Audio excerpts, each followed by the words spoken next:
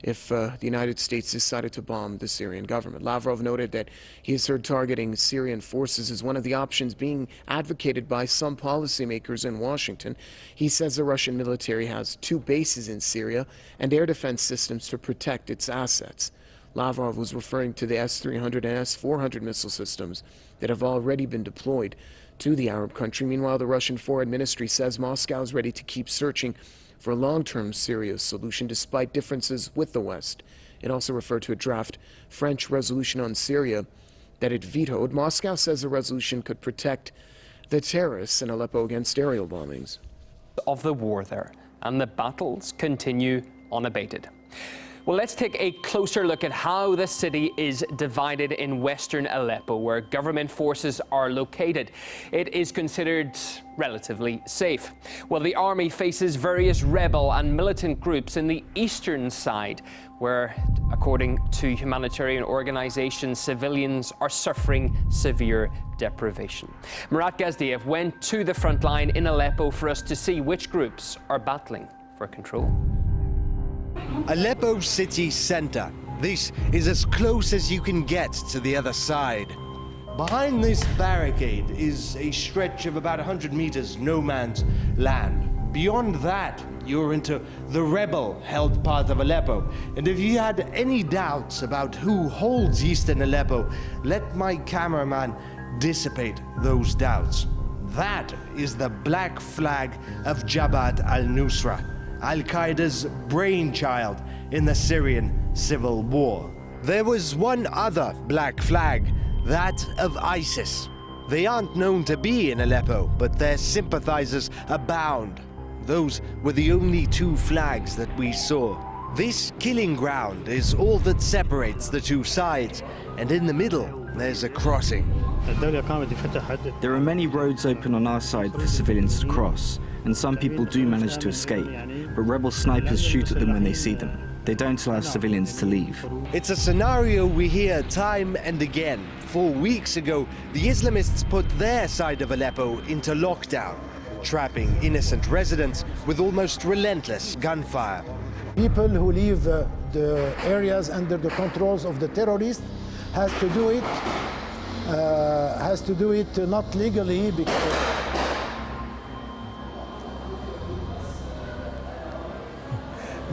they cannot do it legally, and they are not free to leave. They want to keep them there. The rebels used to let residents out of East Aleppo to visit their families or hospitals, but not anymore. Even if they do get out, safety is, well, a relative term. You see the huge screen behind me. Behind that is the rebel-held part of Aleppo, and the purpose of it is to prevent rebel snipers from shooting into urban areas, into western Aleppo, into civilian areas.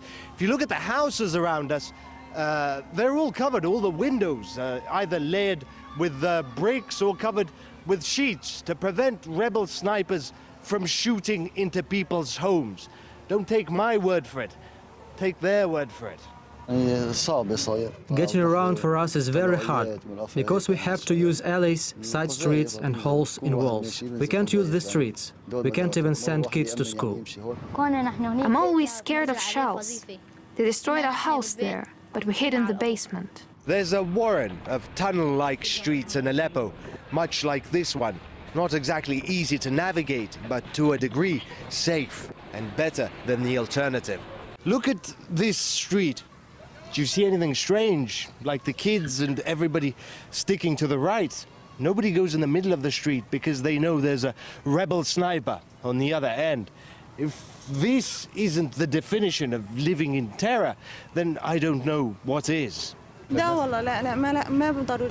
not just the army. He shoots at civilians too. He shoots at anyone who tries to get water from that well.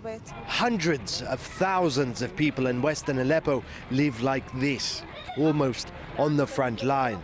One dotted with the black flags of jihad. Syria hinting it may respond with its own missiles. Washington has reportedly been considering limited airstrikes on Assad's forces. The defense ministry in Moscow said such an attack would threaten its troops, who would respond immediately, as they wouldn't have time to work out where incoming rockets or aircraft were coming from. I would recommend that our Washington colleagues carefully consider the possible consequences of implementing such plans. I'd like to remind US strategists that air cover for Russian air bases is provided by S-400 and S-300 air defense systems, whose radius of action could become a surprise for any unidentified flying objects. Washington says its deliberations about possible non-diplomatic options will continue as the Syrian army tightens its grip on Aleppo. Rebels have said they have no plan to evacuate the city, denouncing an amnesty offer by Damascus as a trap. The UN is warning of catastrophe. In maximum 2 months, 2.5 months, the city of eastern Aleppo at this rate may be totally destroyed. We're talking about old city in particular. And thousands of Syrian civilians, not terrorists, will be killed. Damascus has said rebels can leave with their families if they lay down their arms, but anyone who remains will face an inevitable fate. Washington has dismissed the idea that Assad would protect people as outrageous, given the high civilian death toll from his forces' airstrikes.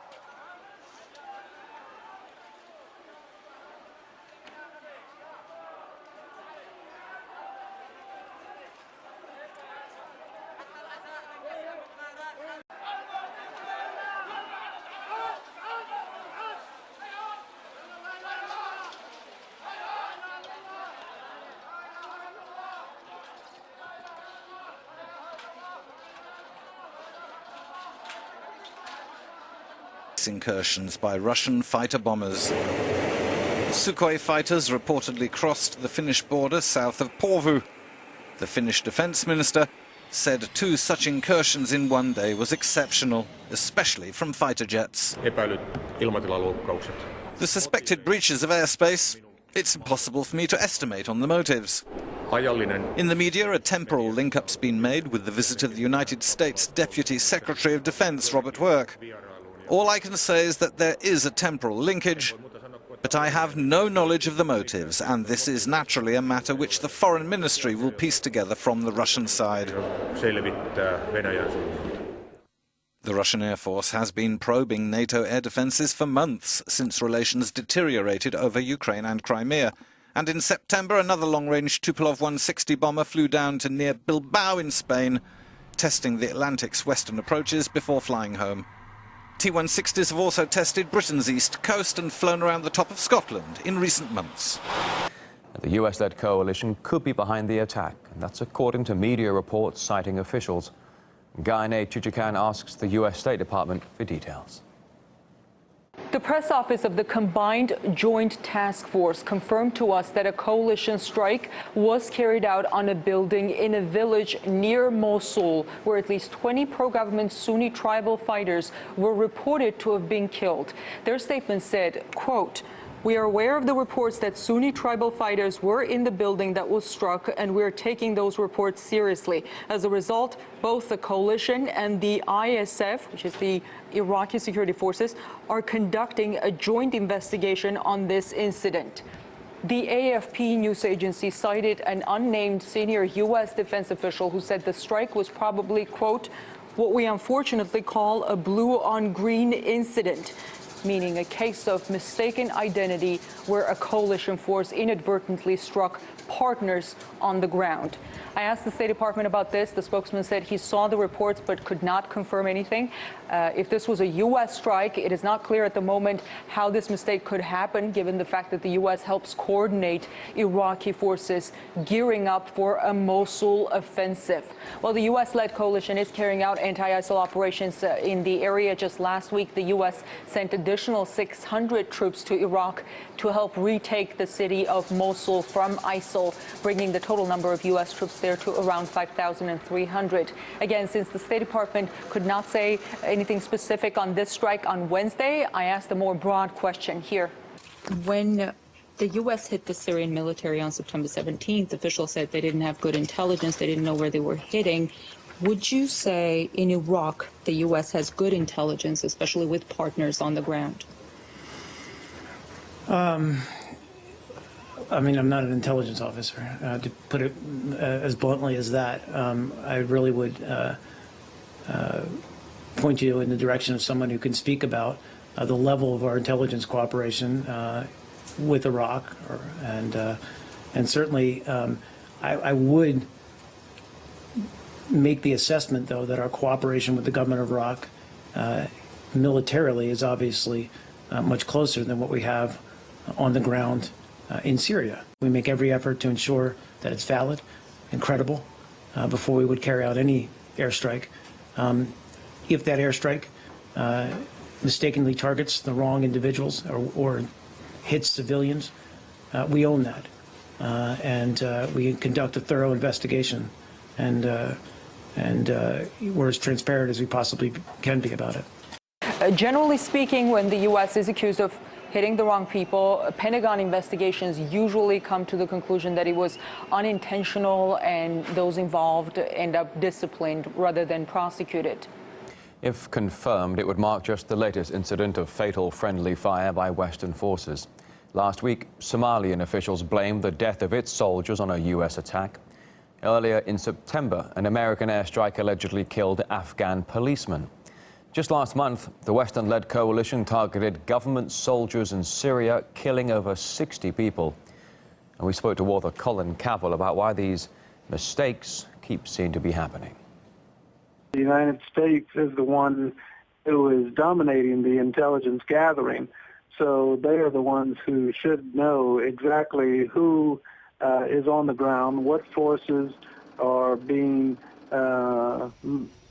masked in certain areas to attack particular areas. So if they are claiming that these are accidental bombings, they just mistakenly bomb people, then it really stretches the imagination of any military person as to what is going on here. I would say it's hard to believe that these are accidents.